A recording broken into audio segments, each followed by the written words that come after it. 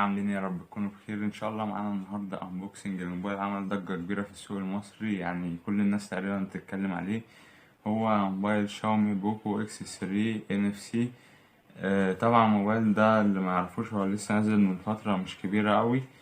فالنهارده هنعمل لكم ليه انبوكسنج وهنقول لكم شوية مميزات عنه وكام عيب كده فيه. فلو انت اول مرة تشوفنا متنساش تعمل لنا سبسكرايب، تنزل تعمل دلوقتي حالا سبسكرايب وتفعل الجرس عشان خاطر توصلك اشعارات بكل فيديوهاتنا الجديدة. وما تنساش برضو اللايك الجميل. ندخل على الانبوكسنج الاول. طبعا الموبايل بيجي معاه ساعة مي باند 4 للناس اللي حجزته.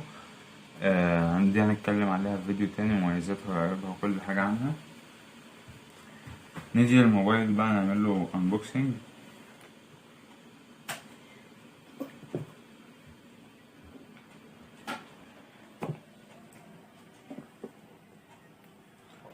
اول حاجة معانا نقابلها هي الكفر.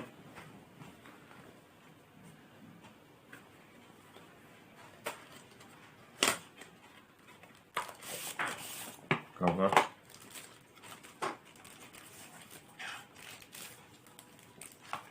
طبعا الكفر بتاعه من السيليكون زي ما كل الموبايلات كده دلوقتي، سيليكون شفاف عادي.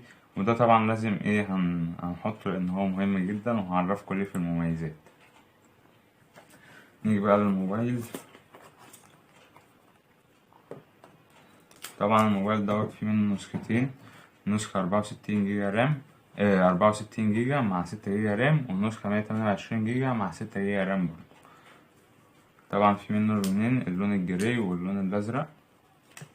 انا جايب الجراي.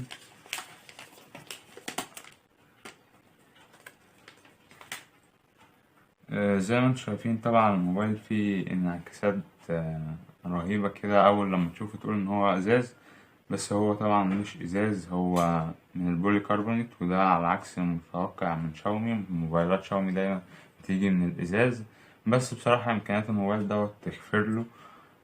كمان في حاجة تانية مش عجباني في الموبايل دوت، وهو بروز الكاميرا الكبير دوت بارز زيادة عن اللزوم. فدي طبعا حاجة مش لطيفة قوي. وبيجي كمان الفريم من البلاستيك مش من المعدن على زي ما ناس كتير قالت، لا هو من البلاستيك عادي مش من المعدن. كده نحط الموبايل دلوقتي على جنب ونشوف بقية محتويات العلبة.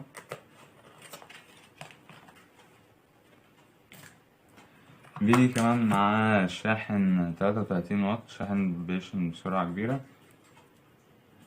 والوصلة بتاعت الشاحن كمان. كده تقريبا مفيش أي حاجة تانية في العلبة.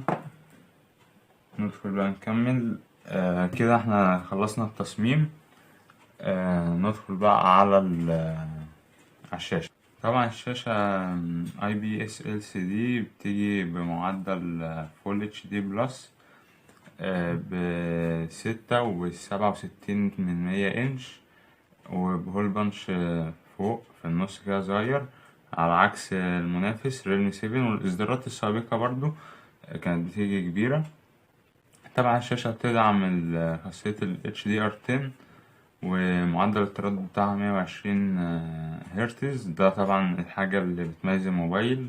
120 هرتز مش موجودة في أي موبايل من فئة ال4000، موجودة حرفيا في موبايلات ب8 و9000 جنيه وقليل كمان. فدي حاجة بتميز الموبايل جامد قوي. هي صحيح مش هتبقى موجودة في كل الابليكيشنز معاك على الموبايل، يعني مش هتشتغل معاك في كل الابليكيشنز. ده بيرجع الى ان مش كل الابليكيشنز يعني بينفع 120 هرتز معاها. فهي هتشتغل في ابليكيشنز وابليكيشنز لا. لكن دوت طبعا مش عيب موبايل، لا 120 هرتز هنا محسوسة جدا. طبعا الشاشة بيجي عليها سكرينة بعد ما تطلع من العلبة. بتيجي كمان الشاشة بطبقة حماية من نوع كورنينج جوريلا جلاس الجيل الخامس. فالشاشة هنا يعني 10/10 بصراحة وتحفة. أما عن أداء الموبايل، فالموبايل بيجي بمعالج من شركة كوالكوم من نوع سناب دراجون 732 جي بتكنولوجيا 8 نانو، مع معالج رسومي أدرينو 618. ده طبعا معالج أول مرة ينزل في أي موبايل مفيش اختلاف كبير قوي ما بينه وما بين ال730G، فرق 15% بس. فهو معالج كويس جدا، معالج مش هتحس بأي يعني مش هتقابل أي مشاكل معاه، حلو جدا في الألعاب التقيلة خاصة، وفي المالتي تاسكينج كمان مفيش فيه أي مشاكل. نيجي للكاميرا الأمامية، كاميرا السيلفي، فهي بتيجي بدقة 20 ميجا بكسل بفتحة عدسة f2.2. عندك كمان الكاميرات الخلفية بتيجي بارزة شوية عن الظهر، بتيجي كاميرا رباعية زي ما انتوا شايفين كده.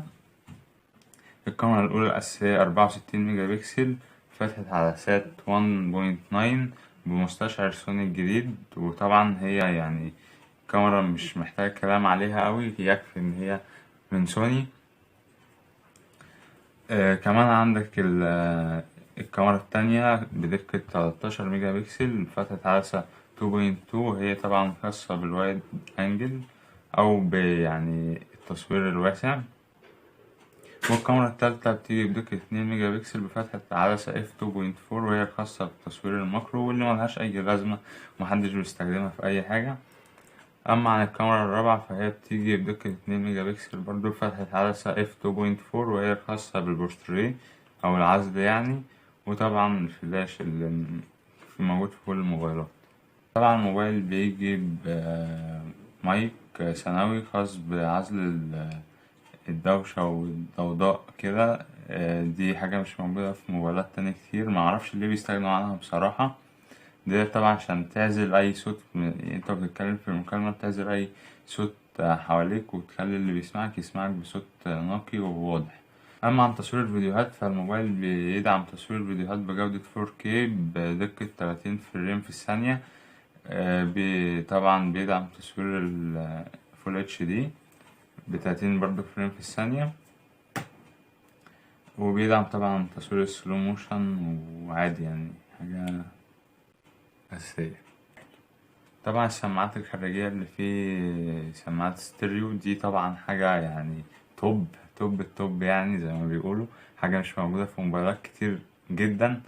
فديت سماعات اللي معرفهاش دي هتديك صوت نقي واضح جدا.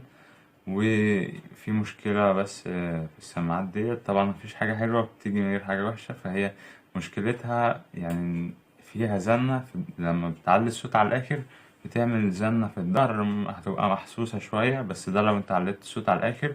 ممكن لو معجبكش الموضوع ده بتحولها لمونو من السيتنج. بس طبعا يفضل ان انت تسيبها زي ما هي، لان دي حاجة كويسة جدا. كمان في المكالمات هيبقى فيها مشكلة، وهي إن مهما وطيت الصوت فيها فهي هتسمع اللي جنبك اللي بيكلمك بيقول ايه. وكمان الصوت بتاع أثناء المكالمة ممكن تسمعه من الظهر من الحتة دي. طبعا وسائل الأمان عندك الفيس أنلوك مش أسرع حاجة، وعندك كمان البصمة في الجنب هنا، في الجنب طبعا محفورة بزرار الباور. البصمة هي عامة، هي أصلا البصمة كهاردوير هي سريعة، بس عشان خاطر الأنيميشن بتاع شاومي مخليها بطيئة شوية. فده يعني البصمة ده مش عيب في الهاردوير، لأ، هو ممكن غالبا ينزل لها سوفت وير أبديت وهيظبط كل حاجة. لكن الفيس أنلوك مش بيفتح في الضلمة خالص، فاحتمال كبير برضو ينزل له تحديث ويظبط كل حاجة. عندك كمان تحت في مدخل 3.5، مدخل السماعات، مكانش برضو موجود في موبايلات تانية شاومي. عندك كمان ال USB Type C الشحن. عندك كمان البطارية بتيجي بسعة 5160 ملي أمبير. الشاحن طبعا قلنا بيجي ب33 واط.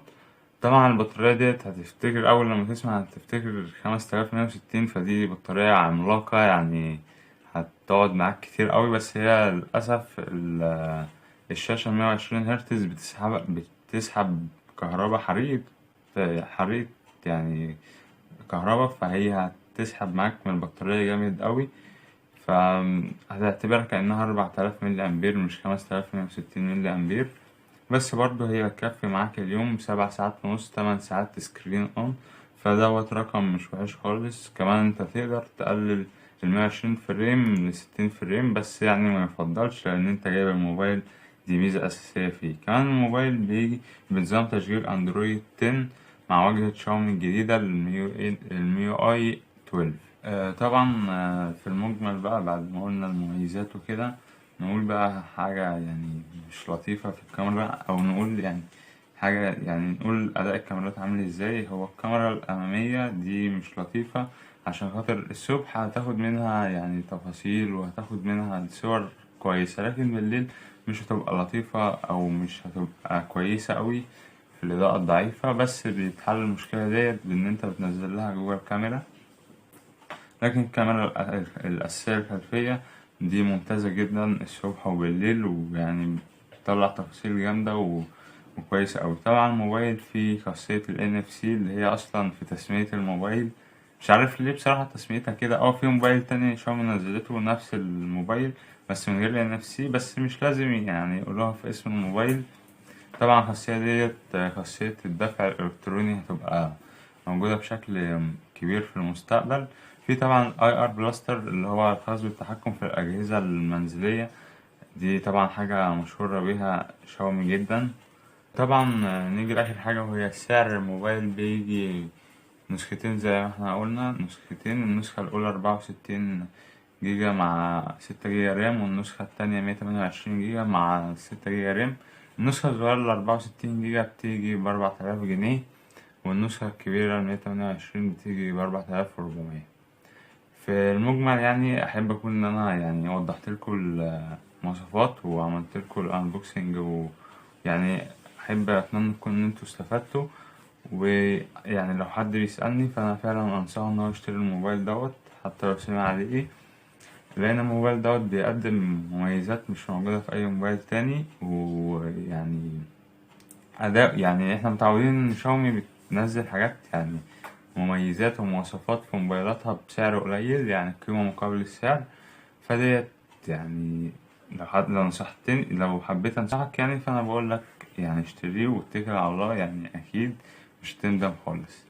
وبس كده، دي تكون نهاية الفيديو. فلو الفيديو عجبك متنساش تعمل سبسكرايب وتفعل الجرس عشان خاطر توصلك إشعارات بكل جديد. ومتنساش اللايك، واستنونا في الفيديو بتاع المي باند 4، مميزاتها وعيوبها وكل حاجة عنها. سلام.